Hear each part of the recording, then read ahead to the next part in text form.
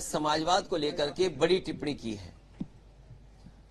मैं समझता हूं ये भारतीय जनता पार्टी के वो लोग हैं जो बाबा साहब का दिया हुआ संविधान नहीं मानते, जो बाबा साहब भीमराव अम्बेडकर जी ने संविधान दिया है उस संविधान को बदलना चाहते हैं। ये समाजवाद शब्द तर्क में ये सरकार कह रही कि बाद में आया, लेकिन अगर हम अपने समाज को देखें या हम अपने समाज को समझें तो भारतीय समाज हमेशा समाजवादी समाज के रूप में ही आगे बढ़ा है, जिसमें समाज के लोगों ने एक दूसरे का सम्मान करना, एक दूसरे को कैसे साथ लेकर के जाएं, और जो हमारे संविधान में व्यवस्था दी है कि हमारा जो समाज बने वो समता मूलक समाज बने। डॉक्टर राम मनोहर लोहिया ने कहा कि समाज में संपन्न हो और गैर बराबरी खत्म हो, संपन्नता आए। वहीं हमारे नेता सदन का ये कहना कि समाजवाद मृग तृष्णा है और न जाने क्या क्या कहना, जिस भाषण से उन्होंने वो लाइनें निकाली हैं, मुझे दुख है इस बात का। भारतीय जनता पार्टी को समाजवाद सीखने के लिए इतने लाइनें ढूंढनी पड़ी, अंग्रेजी को हिंदी में करना पड़ा।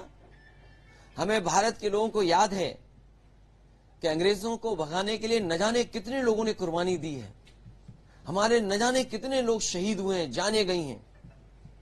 कई ऐसे लोग हैं जिनका सब कुछ चला गया, छिन गया, निछावर कर दिया उन्होंने देश की आजादी को और आजादी दिलाने के लिए, और ये वही लाइनों को दोहरा रहे हैं। यहां पर दुख है इस बात का कि जिन्हें समाज को बराबरी नहीं लाना है, राम राज्य नहीं लाना है। और मैंने कई बार कहा कि जो राम राज्य है वही समाजवाद है। अगर राम राज्य की शुरुआत करनी है तो उसकी प्रस्थाना बिंदु अगर कोई हो सकती है तो वो समाजवाद है। अब आप ये कहते हैं सबका साथ सबका विकास, समाजवादी सिद्धांतों पे चले बिना सबका साथ सबका विकास कैसे संभव है? जो लाइनें इन्होंने चुराई हैं, कम से कम मुख्यमंत्री जी को जानना चाहिए कि दूसरे देश के किसी प्रधानमंत्री ने किस रूप में, किन परिस्थितियों में वो कहा, और वो देश कैपिटलिस्ट हैं और ये भारतीय जनता पार्टी भी कैपिटलिस्टों की पक्षधर है, इसीलिए इनको वो भाषण चुराना पड़ा। ये पूंजीवादी के बढ़ावा देने वाले लोग हैं।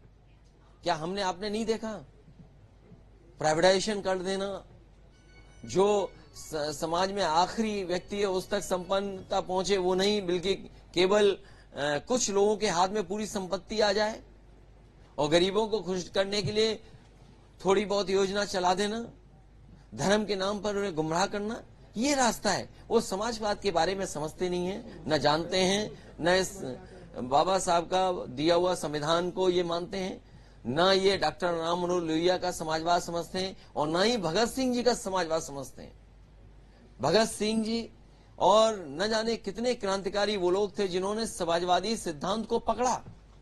उन्होंने कहा कि जो संघर्ष और जो जोखिम उठा रहे हैं या हमारी जो निछावर हम कर रहे हैं, इसीलिए कि जो व्यवस्था बने वो समाजवादी व्यवस्था बने, क्योंकि समाजवादी व्यवस्था से ही देश का भला हो सकता है।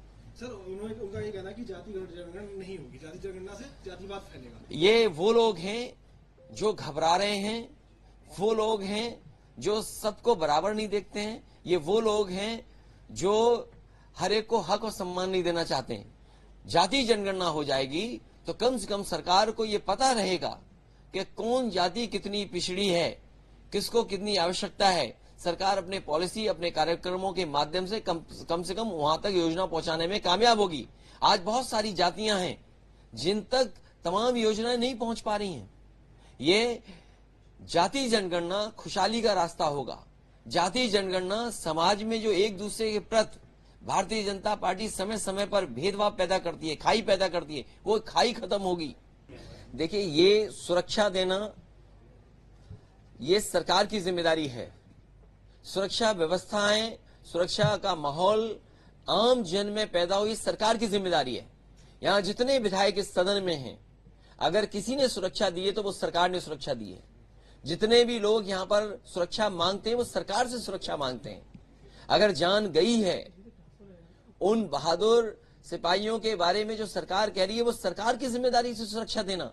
सरकार को ये बताना चाहिए कि चूक कैसे हुई, सुरक्षा कर्मियों की जान कैसे चली गई, उनका इंटेलिजेंस क्या कर रही थी, उनके जो साथ सुरक्षा कर्मी चल रहे थे उन्होंने समय समय पर सरकार को क्या रिपोर्ट दी, और जो इंटेलिजेंस फेलियर है, जो उनकी वजह से घटना हुई है, इसका आरोप विपक्षी पार्टी पर नहीं लगा सकते। ये वो लोग हैं जो समय समय पर विपक्षी नेताओं की सुरक्षा कम करते हैं। समाजवादी पार्टी के तमाम हमारे विधायक हैं जिनकी सुरक्षा कम की इन्होंने, तो आखिर सुरक्षा कौन देता है? सरकार। और हमारा संविधान, हमारा सरकार ये जिम्मेदारी लेती है कि वो सुरक्षा प्रदान करेगी, इसलिए इस सवाल से सरकार भाग नहीं सकती। सदन में क्या झूठ बोला जा रहा है? आपने एक लिस्ट मांगी, वो लिस्ट अभी तक टेबल नहीं की गई। देखिए, सरकार सच्चाई को लेकर के सामने नहीं आना चाहती। पहले तो मुख्यमंत्री ने कहा कि 46 में 56 हो गए, एक ही जाति के हो गए। अपनी बात को बढ़ावा देने के लिए उन्होंने दूसरी तरफ इशारा किया, कहा कि इनसे पूछ लीजिए। ये वही मुख्यमंत्री जी तो हैं जो ताड़ना का मीनिंग बता रहे थे, शिक्षा। मुझे लगता है मुख्यमंत्री जी को शिक्षा लेकर के, ताड़ना लेकर के सही सूची जारी करनी चाहिए। अध्यक्ष जी, आज विशेष अधिकार होने के